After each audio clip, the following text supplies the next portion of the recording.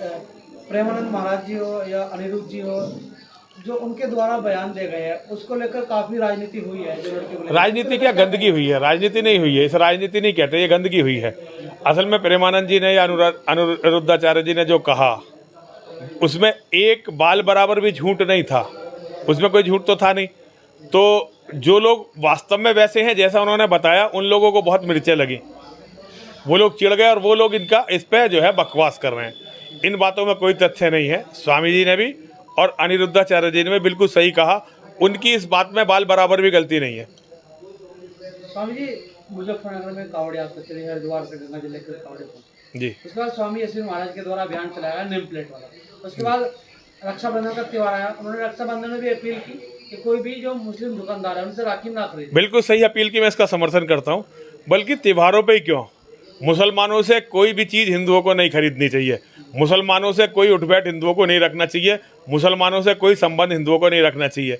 अब जब मुसलमानों और इस्लाम की सारी सच्चाई पूरी दुनिया के सामने आ चुकी है, आज इंटरनेट है, सोशल मीडिया है, इसके माध्यम से हम इस्लाम का सच जान चुके हैं, तो हमें समझ आना चाहिए कि वो हमारे नहीं हैं, और जब वो हमारे नहीं हैं तो हमें भी उनसे कोई व्यवहार नहीं करना चाहिए। अभी जन्माष्टमी का त्योहार भी आने वाला है, उसको लेकर क्या अपील करना चाहते हैं? मैं जन्माष्टमी के त्यौहार पर हिंदुओं से यही अपील करना चाहता हूँ कि हिंदू अपने धर्म पर आएँ और भगवान श्री कृष्ण के जन्मोत्सव पे गीता को अपने जीवन में उतारने का प्रयास करें।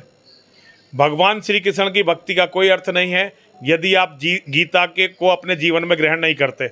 यही हमारा संदेश है, यही हम सबसे कह रहे हैं। स्वामी, धराली में त्रासदी आई है, उसको लेकर जो समाजवादी पार्टी के नेता एस टी हसन, उनके द्वारा बयान दिया गया है, उसको लेकर क्या कहेंगे? देखिए, एस टी हसन एक मुसलमान है और मुसलमान दुनिया में सबसे ज्यादा गंदी कौम है।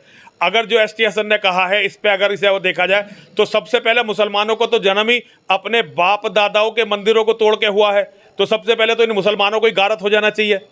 भाई, मक्का में मोहम्मद ने अपने परिवार के, अपने बाप दादाओं के सारे मंदिर तोड़े। ये मुसलमान जहाँ भी जाते हैं, जहाँ ये बढ़ जाते हैं, सबके मंदिर तोड़ देते हैं। तो सबसे पहले तो इन मुसलमानों को गारत हो जाना चाहिए था, भगवान का कोप इन पर पड़ना चाहिए था। सबसे पहले तो ये एस टी हसन ही मर जाना चाहिए था। भाई, ये इतने बदतमीज, इतने बेगैरत लोग, इतने बेशरम लोग जो मौतों पर भी राजनीति करते हैं, केवल मुसलमानों में हो सकते हैं और धर्म में नहीं हो सकते।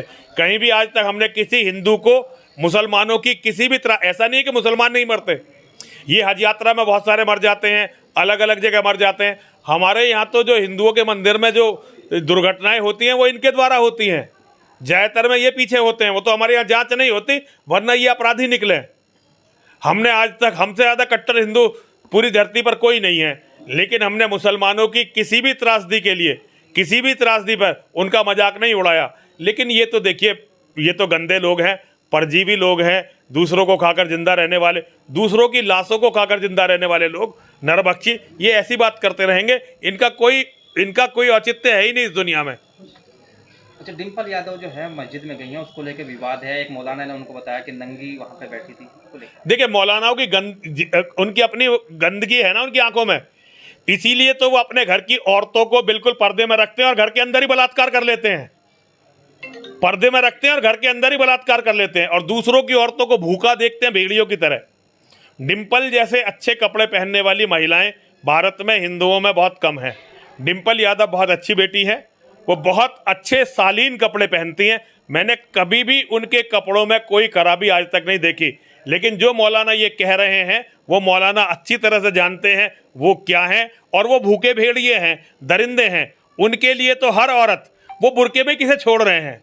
अगर उनके घर की औरतों का पाकिस्तान में जैसे आजकल भेद खुल रहे हैं कि घर के अंदर ही बेटियों को उनके बाप, उनके दादा, चाचा, ताऊ उनके साथ क्या क्या करते हैं, भाई क्या क्या करते हैं, यही बात तो ये करते हैं।